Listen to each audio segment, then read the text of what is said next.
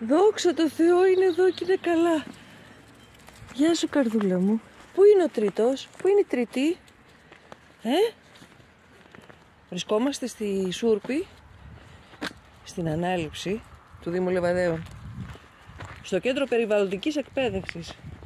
Έχουμε αυτά τα δύο σκυλάκια που ήταν τρία και πρέπει να βρούμε και το τρίτο, τα οποία βρέθηκαν εδώ γύρω και θεωρήσαμε, επειδή εδώ είναι δημόσιος χώρος και πολύ όμορφος, ομολογουμένος, κοιτάξτε τι όμορφα που είναι, στην άκρη του χωριού, θα μπορούσαν να φιλοξενηθούν αυτά τα σκυλάκια εδώ που βρέθηκαν, σε αυτό το χωριό δηλαδή, για να μπορέσουν να δοθούν για υιοθεσία και να τους δοθεί μια δεύτερη ευκαιρία. Έξω από...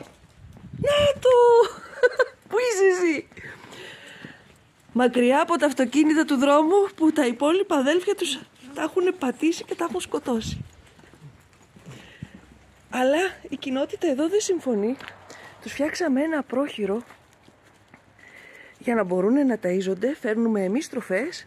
Έχουν πάει στο γιατρό από το Δήμο, έχουν τσιπαριστεί, έχουν αποπαρασιτωθεί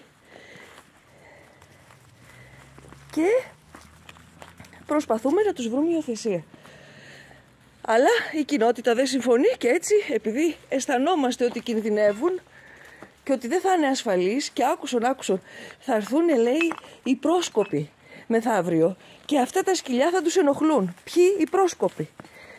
Δεν ξέρω. Θα τα πάρουμε γιατί αισθανόμαστε ότι δεν είναι ασφαλή εδώ. Θα προσπαθήσουμε να τα υιοθετήσουμε και να έχουν ένα μέλλον καλύτερο.